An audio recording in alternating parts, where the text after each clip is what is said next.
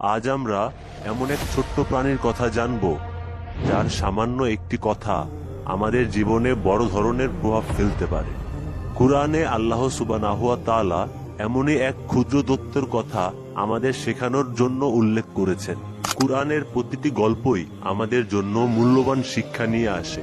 আজকের গল্প তার ব্যতিক্রম নয়। এই গল্পের মধ্যে লুকিয়ে আছে গভীর প্রজ্ঞা এবং অসাধারণ শিক্ষা। চলুন সেটা একসাথে জানার চেষ্টা করি। আল্লাহ তাআলা যুগে যুগে নবীদের বিভিন্ন ক্ষমতা দিয়েছেন। সুলাইমান আলাইহিস সালাম ছিলেন আল্লাহর বিশেষ প্রিয় এক নবী, যিনি শুধু মানুষ নয়, পশু পাখি এবং পোকামাকড়ের ভাষাও বুঝতে পারতেন। এটি ছিল আল্লাহর একটি বিশেষ দান, যা অন্য কাউকে দেওয়া হয়নি। একদিন সুলাইমান আলাইহিস সালাম তার বিশাল সেনাবাহিনী নিয়ে কোথাও যাচ্ছিলেন। তার সেনাবাহিনী ছিল অত্যন্ত শক্তিশালী। তাদের ভেতর মানুষ, পশু পাখি, এমনকি জিনরাও ছিল। পথ চলতে চলতে তারা এসে পৌঁছায় এক বিশাল উপত্যকায়, যেটা ছিল পিঁপড়ায় পরিপূর্ণ। লক্ষ লক্ষ পিঁপড়া তাদের নিজ নিজ কাজে সেই সময় ব্যস্ত ছিল। আর ঠিক তখনই এক অদ্ভুত ঘটনা ঘটল। সুলাইমান আলাইহিস সালাম এর সেনাবাহিনী যখন উপত্যকায় পৌঁছালো, তখন একটি পিঁপড়া তাদের দেখতে পেয়ে চিন্তিত হয়ে পড়ল।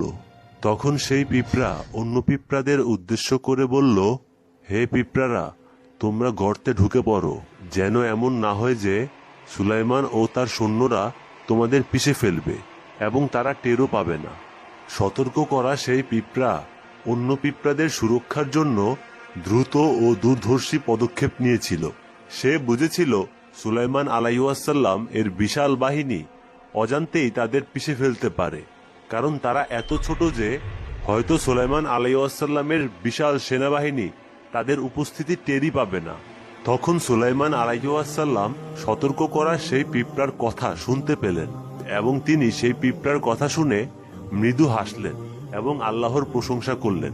তিনি বললেন, হে রব, আমাকে তৌফিক দাও যেন আমি তোমার প্রতি কৃতজ্ঞ হতে পারি এবং সকল সৃষ্টির প্রতি দয়া ও ন্যায় বিচার করতে পারি।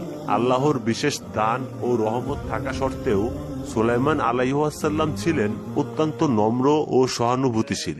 এবার আমরা কিছু বৈজ্ঞানিক দৃষ্টিকোণ থেকে পিঁপড়া নিয়ে কথা বলি। বিজ্ঞানীরা পিঁপড়ার জীবন নিয়ে বহু গবেষণা করেছেন। পিঁপড়ারা অত্যন্ত শৃঙ্খলাবদ্ধ একটি প্রাণী। তারা দলবদ্ধভাবে কাজ করে থাকে।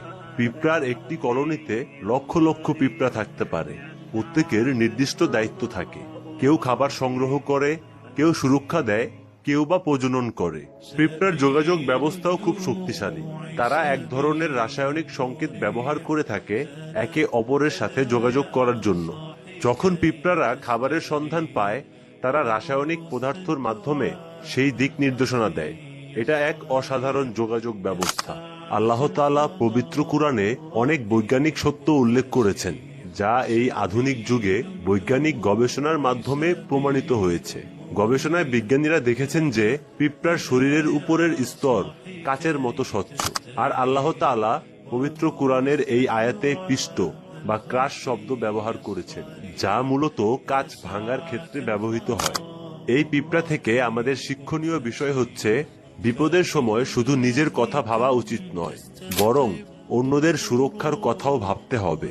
সমাজে কোনো সমস্যা থাকলে সেটি সমাধানের চেষ্টা করা আমাদের দায়িত্ব। আল্লাহ আমাদেরকে দায়িত্ব দিয়েছেন, আর সেটা ভালোবাসা ও সতর্কতার সাথে পালন করা উচিত। আমাদের ছোট ছোট পদক্ষেপও বড় পরিবর্তন আনতে পারে। আমাদের দায়িত্বশীলতা এবং সহানুভূতির মাধ্যমে আমরা যেমন নিজেদের উপকৃত করতে পারি, তেমনি আমাদের চারপাশের মানুষ এবং পরিবেশকেও উপকার করতে পারি। এর সাথে বলি, ধন্যবাদ ভিডিওটি দেখার জন্য, এবং ভিডিওটি ভালো লাগলে লাইক করবেন, কমেন্ট করবেন এবং সাবস্ক্রাইব করে আমাদের পাশে থাকবেন। আল্লাহ হাফেজ।